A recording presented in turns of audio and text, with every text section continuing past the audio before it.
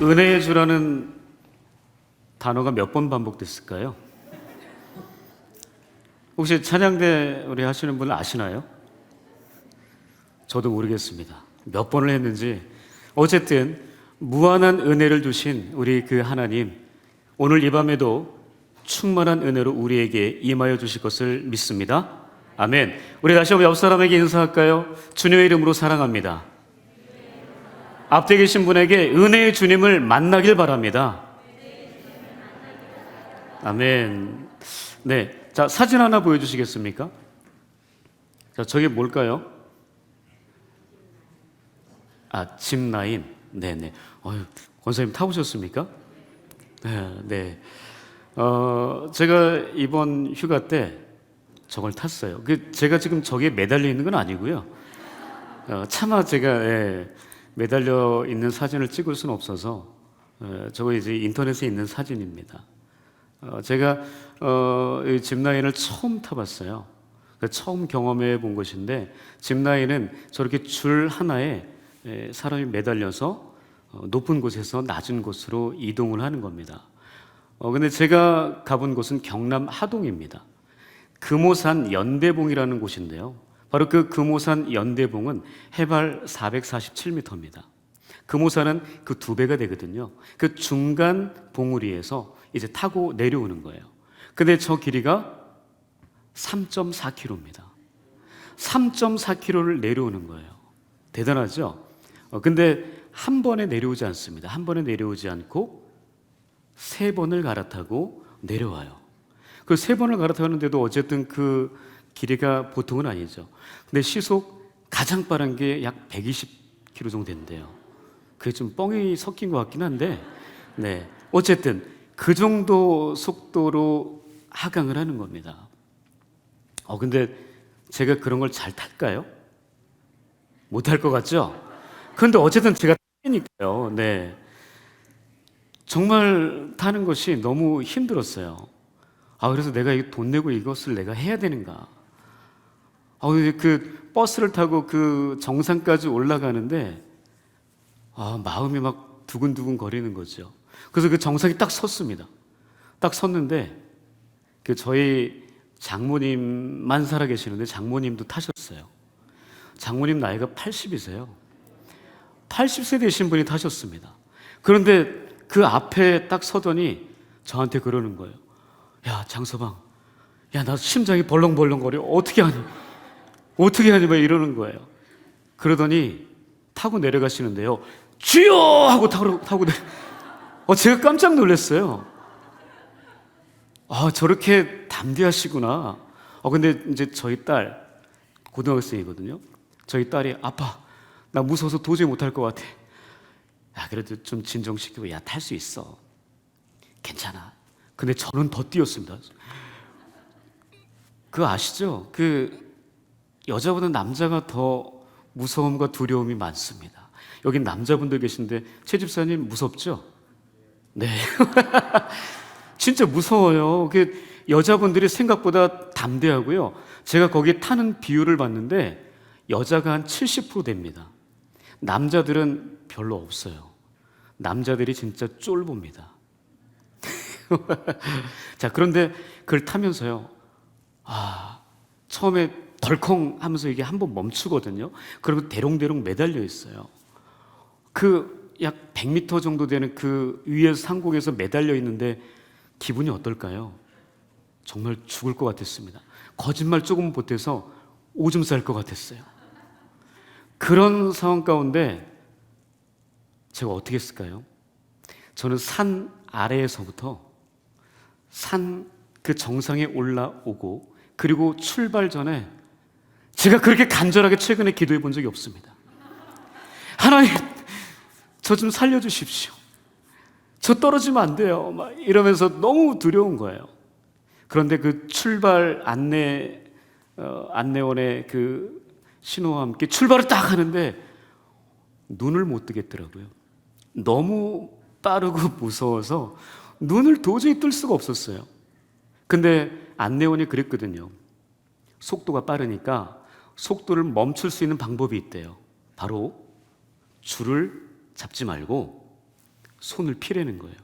이거 미쳤죠? 아니, 줄을 잡아야지 줄을 놓고 손을 피라는 거예요. 그러니까 그 말은 맞죠. 바람의 저항을 많이 받으려면 이렇게 해야 되는 게 맞아요. 근데 도저히 손을 놓을 수가 없는 거예요. 그래 처음에 그렇게 지나갔습니다. 정말 마음이 너무 힘들었어요. 첫 번째 완성하고 두 번째 할 때는, 출발할 때는 두려웠는데 중간쯤 가니까 이제 좀 괜찮더라고요. 그래서 줄을 한 손만 잡고 살짝 놔봤어요. 그랬더니 좀 괜찮은 거예요. 그래서 그 다음에 두 손을 한번 놨는데 너무 괜찮은 거예요. 너무 안전하더라고요. 그래서 눈을 뜨고 자연을 바라봤는데, 혹시 경남 하동 금오산을 가보신 분은 있는지 모르겠지만 그 금오산, 그게 남해거든요. 금오산에서 바라보는 그 남해 한려수도가 다 보여요. 그 꼭대기에서 보는 그 한려수도, 바로 그곳이 굉장히 역사적인 곳이더라고요. 바로 이순신 장군이 마지막 전투를 했던 곳입니다. 기억하십니까? 노량해전.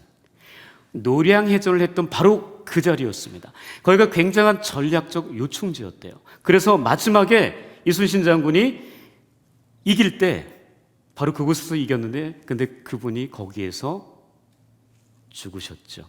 그때 했던 아주 유명한 말 기억하시죠? 뭐죠? 내 죽음을 알리지 마라. 근데 그 앞에 수식어가 하나 더 있더라고요. 싸움이 급하니까, 싸움 중이니까 내 죽음 알리지 마라. 그거였습니다. 굉장히 역사적인 곳이죠. 그 역사적인 곳에서 저는요, 이순신의 그 담대함과 용감함, 이게 아니라 저는 너무 무서웠던 거예요. 하지만 마지막까지 저는 그렇게 쫄보로 내려오지 않고 두 손을 피면서 하나님을 찬양했습니다. 어떤 찬양했을까요? 찬송가 79장, 주 하나님 지으신 모든 세계. 너무나 아름다운 거예요. 가보신 분 혹시 있을지 모르지만 안 가보셨으면 강추합니다. 한번 가보세요. 80 먹은 저희 장모님도 타셨습니다. 여기 80 이상 되신 분 손 들어 보시겠습니까? 네, 우리 권사님 빼놓고 다 가셔서 탈 수 있습니다. 네, 너무나 아름다운 하나님이 만들어 주신 그 대자연을 보면서 정말 어떻게 이렇게 그림같이 하나님 만들어 놓으셨을까 감탄을 했습니다. 주 하나님 지으신 모든 세계, 내 마음속에 그리워볼 때 저 하늘의 별, 이런 찬양이 그냥 나오는 거예요. 그런 상황 가운데서 이제 내려오는데, 마지막 내려오는 곳이 제가 출발했던 곳입니다. 저는 그러면서 깨달은 게 있습니다. 우리의 인생 처음 출발했던 하나님의 집으로 돌아가는구나. 근데 그때 저희 아내는 못 탔어요. 무서워서 못 탔을까요? 표가 없어서 못 탔어요. 예약을 하는데 한 자리가 부족한 거예요. 거기가 참 10,000원이더라고요. 사람들에게 인기가 굉장히 많더라고요. 그래서 못 탔는데, 그 아내가 마지막 그 도착한 그 자리에서, 그러니까 출발점이죠, 거기서 이렇게 반갑게 맞아주는데, 꼭 저는 마지막 우리 인생 끝나고 하나님의 집에 갈 때 주님이 맞아주시는 그런 느낌을 받았습니다. 그런 정도로 내려옴의 그 기쁨, 내가 마지막 하나님의 집에 도착했다라는 그 기쁨을 감출 수가 없었습니다. 참 하나님 만들어 오신 그 대자연을 보면서 참된 휴식과 그런 평안을 누리고 다시 한번 감동하면서 돌아왔습니다. 참 행복합니다. 우리가 살아가는 것, 조금만 우리가 눈을 돌리고 조금만 시간을 낸다면 가족들과 또 가까운 사람들과 더욱더 아름답고 행복한 삶을, 시간을 보낼 수 있지 않을까 생각이 듭니다. 자, 우리 그럼 옆 사람에게 앞 사람에 다시 한번 인사해 볼까요? 당신이 있어 참 행복합니다. 자, 그러니까 오늘 본문의 주인공 느헤미야입니다. 느헤미야. 제가 수요기도 때 계속 느헤미야에 대해서 얘기했어요. 자, 오늘이 마지막입니다. 자, 느헤미야, 그 이름의 뜻이 뭐죠? 네, 아주 잘 나와 있습니다. 노란색으로 아주 눈에 확 띄게 나와 있어요. 하나님의 위로자였습니다. 하나님의 위로자. 하나님의 위로자였던 이 느헤미야. 근데 정말 포로로 끌려갔다가 돌아왔던 백성들에게 큰 위로가 되었지만, 또 하나는 바로 그 앞전에 있던 그 사람들, 바로 그 유다 백성들, 능력을 받고 환난당했던 그 사람들에게 위로가 되었던 느헤미야인데, 느헤미야는 아시겠지만 기도의 사람이었다라는 거죠. 그는 사역을 시작하기 초반부터, 사역을 계속하는 그 중간, 그리고 마지막 오늘 31절에도 13년 31절에도 있지만 계속 기도하는 사람이었습니다. 제가 그렇게 대롱대롱 그 줄 하나에 매달려서 간절하게 기도했던 그 모습이 이 느헤미야는 계속됐던 거예요. 제가 생각하기에 느헤미야는요, 아마도 사역을 시작하기 전부터, 아시죠? 느헤미야는 페르시아에서 태어난 제2세예요. 이스라엘 백성이지만 부모님이 끌려가서 거기에서 낳은 거예요. 거기에서 아닥사스다 왕의 술관원, 아주 고위 공직자가 된 거죠. 그 인생이 하나님 앞에 간절하게 기도하던 사람이었다는 겁니다. 그는 행하기 전에 먼저 기도했습니다.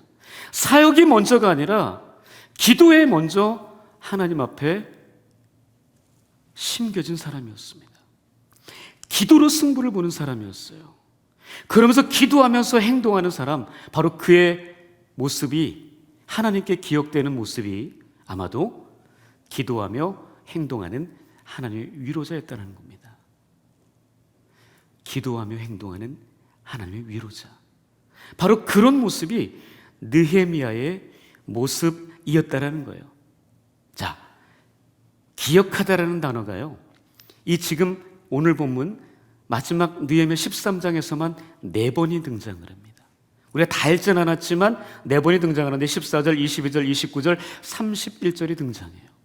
자, 그 기억하다라는 단어, 근데 이 느헤미야가 수식어처럼 기도할 때마다 말하는 관용구가 있었어요. 바로 하나님이여 나를 기억하여 주옵소서, 하나님이여 나를 기억하옵소서, 하나님이여 내 인생을 기억해 주십시오. 그렇게 날마다 그렇게 기도하던 사람이었습니다. 자, 기억하다라는 이 단어의 히브리어 원어는요, 자카르입니다. 자카르라는 단어는요, 영어로 remember, 기억하다, 상기하다, 생각해내다, 기념하다라는 뜻을 가지고 있습니다. 바로 이 단어가 가장 처음 쓰인 곳은요, 창세기 8장입니다. 창세기 8장에 가면 노아 홍수가 일어나는 장면이 나와요. 그 노아 홍수가 일어난 그 장면에서 이렇게 1절을 기록해요. 함께 읽어볼까요? 자, 시작. 하나님이 노아와 그와 함께 방주에 있는 모든 들짐승과 가축을 기억하사 하나님이 바람을 땅 위에 불게 하심에 물이 줄어들었고 라고 기록하고 있습니다. 바로 기억했대요. 무엇을 기억했대요? 노아, 그리고 그의 가족들, 그리고 그 방주에 타는 모든 짐승들을 기억했다고 말씀합니다. 자, 그런데 우리가 이전 개역 한글 성경에서는요, 권념하사라는 단어를 쓰고 있습니다. 바로 그 단어는 하나님께서 잊지 않고 기억하셨다라는 겁니다. 바로 잊지 않는 것은 말씀드렸듯이 노아와 그의 가족들, 아시죠? 방주에 탔던 인원이 모두 몇 명? 8명이죠. 자, 누구요? 노아, 아내, 그리고 그 자녀 아들 셋, 셈, 함, 야벳, 그리고 그 아내들. 그러니까 총 8명. 그럼 동물의 숫자는요? 저도 몰라요. 성경에 기록 안 돼 있어요. 네. 이렇게 하나님이 그들을 몽땅 기억하셨습니다. 그리고 기억만 하시고 그냥 끝난 게 아니에요. 40주야로 비가 내리고, 그래서 온 세상이 다 물이 차서 약 150일 동안 창일했다, 물이 가득했다라고 이야기합니다. 자, 그리고 나서 중요한 것이 기억하셨습니다. 누구를요? 방주에 들어있던 사람들과 짐승들을 하나님이 기억하셨습니다. 그래서 아까 8장 1절에 뭐라고 그랬어요? 하나님이 기억하사 무엇을 불게 했다고요? 바람을 부셨습니다. 바람을 부신 거예요. 기억했기 때문에 바람을 불어주신 거예요. 왜요? 물을 물러가게 하시려고. 그리고 마침내는 그 물이 다 물러가고 마른 땅이 드러나게 하시려고. 근데 목적은 뭐였어요? 그냥 바람만 불게 한 거예요? 땅만 드러나게 한 거예요? 목적은 뭐였습니까? 방주에 있던 그 사람들을 밖으로 꺼내려고. 그게 하나님의 기억이었습니다. 하나님께서 기억하셨기 때문에 바람을 불게 하셨고, 그 바람으로 인해서 모든 물이 물러가, 그리고 사람들이 나와서 다시 살게 되었다는 겁니다. 그래서 기억이라는 것은요, 매우 중요하다는 겁니다.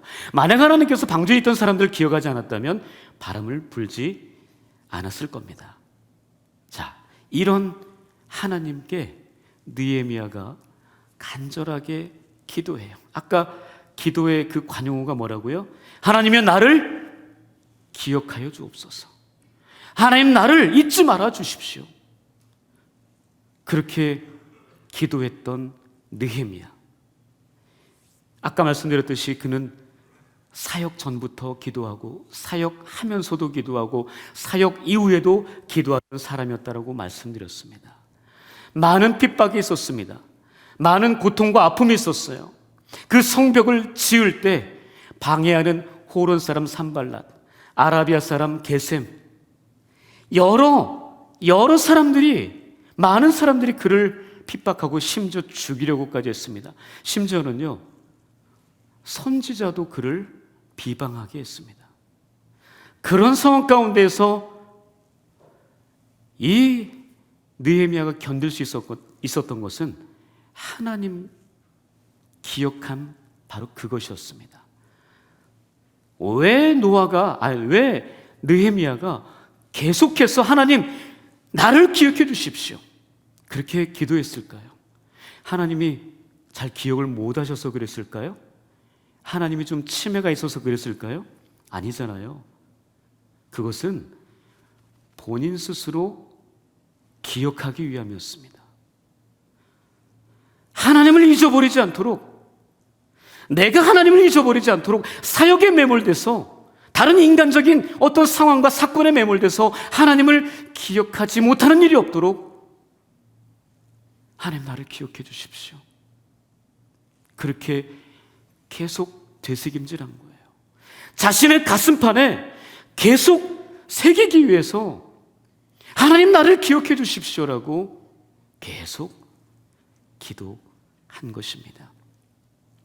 느헤미야는요, 사람들에게 자신을 기억해 달라고 간구하지 않았습니다. 느헤미야는요, 뇌물을 쓰면서 높은 사람에게 나를 좀 잊지 말아 달라고 그렇게 구걸하지 않았습니다.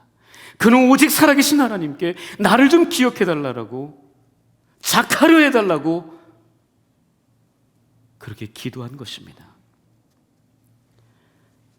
하나님은 전능하신 분입니다. 하나님 위대하신 분입니다. 너무나 멋진 창조주 하나님이세요. 바로 그 하나님께 나를 좀 기억해 달라고 매달렸던 것입니다. 우리도 느헤미야처럼 하나님 나를 좀 기억해 주십시오, 하나님 나를 좀 기억해 주십시오, 그렇게 기도할 수 있었으면 좋겠습니다. 우리 한번 외쳐볼까요? 하나님 나를 기억해 주십시오, 하나님 나를 잊지 말아 주십시오, 오늘 이 밤 그렇게 하나님 앞에 하나님을 기억하며 하나님을 잊지 않는 밤이 될 수 있도록 그렇게 나아가는 오늘 이 밤이 되었으면 좋겠습니다. 자, 느헤미야가요 다시 예루살렘에 돌아왔어요. 아시잖아요. 느헤미야가 사역이 다 끝나고 성전을, 성벽을, 성문을 며칠 만에 다 완벽하게 봉헌했죠. 52일 만에 다 해결했습니다. 그리고 학사 겸 제사장이었던 에스라와 함께 수문 앞 광장에서 큰 부흥의 운동을 펼칩니다. 그리고 나서 떠나요. 다시 자기 일을 하러 떠납니다. 바로 아닥사스다왕의 술관원으로 다시 간 거예요. 페르시아로 떠났습니다. 그 거리가 약 1600km예요. 지금은 금방 갈 수 있겠지만 그때 당시는 서너 달이 걸려서 갑니다. 갔어요. 그리고 한 10년이 흘렀네요. 잘 사는 줄 알았습니다. 문제가 없이 자기 부모님의 고향 백성들이 잘 사는 줄 알았어요. 그런데 이상한 소문이 들리기 시작합니다. 바로 그 소문은 이스라엘 백성들이 변질되고 있다는 거예요. 어떤 변질이었느냐? 바로 네 가지였거든요. 바로 수문 앞 광장에서 눈물로 회개하며 하나님 다시는 이런 죄를 짓지 않겠습니다라고 결단하며 인봉, 사인을 했던, 도장까지 찍었던 그 일이었습니다. 바로 그것이 네 가지였는데요. 자, 한번 보여주시겠습니까? 첫 번째, 성전 청결. 다시 말하면 거꾸로 얘기하면 뭐예요? 성전이 더럽혀졌다는 겁니다. 바로 호론 사람 산발랏이라고 하는 그 인간이 성벽 재건할 때, 성전을 다시 수리할 때 가장 반대했던 그 인간이 가장 좋은 성전의 중앙 방에, 가장 큰 방에 들어와 있었죠. 지난번에 설명드렸죠. 그 인간을 쫓아냅니다. 성전 청결. 그리고 두 번째는 11조에 대한 개혁이었습니다. 11조를 내지 않으니까 성전 관리하던 레위인이 다 도망간 거예요. 잘 먹고 살려고 도망했습니다. 바로 11조를 개혁하여 성전을 다시 한번 레위인을 불러서 관리하게끔 하죠. 예배를 돕게 합니다. 그리고 세 번째는 오늘 볼 건데요, 안식일 제도에 대한 개혁과 그리고 네 번째는 결혼 제도에 대한 개혁이었습니다. 바로 이 네 가지, 안식일을 제대로 지키지 않았고 그리고 또 결혼을 마음대로 하는 거예요. 마음대로 한다는 것은 좀 있으면 보시면 알겠지만 이방인들과 섞여서 결혼하는 것을 말합니다. 바로 이 네 가지는요, 바로 그 수문학 광장에서 도장을 찍어가며 하나님 다시는 이런 죄를 짓지 않겠습니다라고 했던 그 죄악의 내용이었습니다. 그 이전의 삶이었던 거예요. 그들이 그 부흥을 기점으로 해서 완전히 변화되었다고 생각했는데 약 10년이 지나자 말짱 도루묵이 된 거예요. 그래서 느헤미야가 다시 돌아와서 이 개혁들을 추진합니다. 먼저 안식일 제도에 대한 개혁입니다. 자, 17절 한번 읽어볼까요? 자, 시작. 내가 유다의 모든 귀인들을 꾸짖어 그들에게 이르기를 너희가 어찌 이 악을 행하여 안식일을 범하느냐. 바로 본문 15절부터 22절까지 우리가 읽진 않았지만 안식일을 거룩히 지키지 않은 죄를 지적하면서 안식일에 대한 개념을 바로잡습니다. 안식일, 우리가 알듯이 안식일을 기억하여 거룩히 지키라. 10계명에 몇 계명이죠? 잘 기억이 안 나죠? 이게 우리의 현주소입니다. 네. 쉽게 외우는 방법이 있습니다. 네 번째 계명이 사업 때문에 안식일을 거르지 마라. 오만이 아버지 잘 섬겨라. 이렇게 야비하게 외우면 결코 잊어먹지 않습니다. 사업 때문에 안식일을 거르지 마라. 안식일을 거룩히 지키라는 그 이야기잖아요.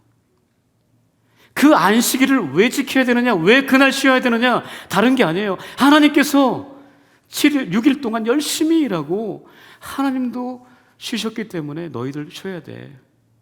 그렇게 얘기하시는 거예요. 그런데 이들이 안식일 날 쉬지 않았던 거예요. 안식일 날 뭐 했냐면요, 15절 16절 나중에 보세요. 이들은 안식일을 쉬지 않고 술투를 받고 곡식단을 나귀시로 운반하고요, 포도주와 포도와 무화과와 여러 가지 짐을 싣는 일을 했습니다. 그리고 성전이 있는 예루살렘의 성에 들어와서 음식물과 물고기와 각양 물건을 사고 파는 매매 행위를 한 거예요. 언제? 안식일 날. 그날은 하나님도 쉬시는데 하나님보다 더 높이 위에 있나 봐요. 그런 안식일을 범하는 일을 했다라는 겁니다. 그래서 이것을 본 느헤미야 꼭지가 돈 거예요. 너무나 화가 났습니다. 그래서 다 뒤집어 엎어서 안식을 제대로 지키도록 그렇게 했다라는 겁니다. 우리는 그리스도인입니다. 그리스도인은 가장 중요한 정체성이 주의를 지키는 겁니다. 그런데 주의를 지키려면 믿음이 필요해요. 믿음이 없으면 주의를 지키기 쉽지 않습니다. 주일 어떻게 지키고 계십니까? 혹시 내 마음대로, 내 방식대로, 내가 원하는 대로, 내가 편한 대로 지키고 계시진 않습니까? 코로나로 인해서 더 편한 방법으로 주의를 지켜도 아무런 가책이 없는 우리들의 모습이 아닌가 생각해 봅니다. 이 거룩한 성전에 나와서 하나님 앞에 예배하는 것, 너무나 소중한 것 아닌가요? 누구에게도 빼앗기지 않았으면 좋겠습니다. 안식일, 주일 거룩히 잘 지켜서 하나님을 기쁘시게 하는 우리 모든 백성들, 피조물들이 될 수 있기를 주님의 이름으로 축복합니다. 자, 그리고 두 번째, 이제 마지막에 네 번째가 되겠죠. 순서적으로 보면 네 번째는 결혼제도에 대한 개혁이었습니다. 결혼제도, 바로 이방인들과, 그러니까 이방 여인들과 섞여서 살지 말라라고 분명히 이야기하고 도장을 쾅 찍었거든요. 그 이전에 수문학 광장 그 부흥회 이전에 그런 삶을 살았기 때문에 그것에 대해서 이제는 지키겠다라고 했는데, 다시는 이방 여인과 살지 않겠다라고 했는데 그것을 지키지 못한 거예요. 그래서 이방 여인을 맞이한 겁니다. 근데 대표적으로 누구냐? 바로 제사장 집안이 그런 거예요. 얼마나 본의 안 돼요. 그래서 느헤미야 다시 꼭지가 돈 겁니다. 그래서 쫓아내버렸어요. 이방 여인 쫓아냈습니다.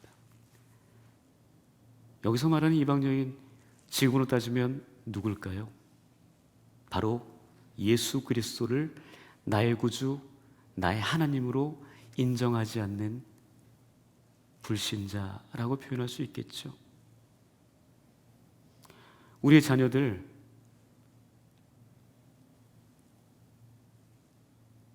저도 이제 곧 모르겠습니다. 저희 아들이 24살이에요.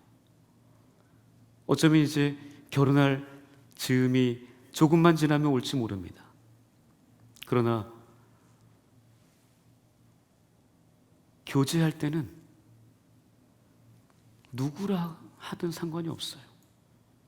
믿지 않는 자와 하든 믿는 자와 하든 교제할 때는 상관이 없어요. 그러나 결혼할 때만큼은 신중해야 한다는 겁니다. 믿는 자들과 함께 결혼하는 것, 이것이 우리의 신앙의 대를 이을 수 있는 매우 중요한 방법 중에 하나가 아닌가 싶습니다. 우리 연동교회는 이제 곧 130주년이 됩니다. 4대, 5대, 6대 그런 정도의 신앙의 대를 이어가는 매우 멋진 신앙의 명문 가문들이 참 많습니다. 우리 자녀들이 그 신앙의 대를 잘 이어갈 수 있도록 결혼에 대한 부분을 잘 가르쳐야 될 것 같습니다. 너무나 신중해야 될 것 같습니다. 그렇지 않으면 신앙의 대가 끊길 수도 있기 때문입니다. 여러분이 잘 아는 솔로몬, 오늘 본문에도 있어요. 솔로몬 이방 여인을 사랑하고 이방 여인과 결혼해서 모든 것을 다 잃어버렸습니다. 아시잖아요. 나라가 둘로 쪼개져 버렸어요. 남유다와 북이스라엘. 결국 나중에는 둘 다 멸망해 버렸죠. 그래서 느헤미야가 솔로몬 이야기를 하면서 이방 여인을 가까이 하지 마라, 이방 여인과 섞여 살지 마라 라고 강하게 지적을 한 겁니다. 결과가 너무나 뻔하기 때문에 우리 자녀들에게 그런 결혼관에 대해서 조금 더 신중할 필요가 있는 것 같습니다. 결혼하신 분들은 어쩔 수 없죠. 그러나 결혼 아직 안 한 분들에 대해서는, 자녀들에 대해서는 조금 더 우리가 신중을 기해야 되겠습니다.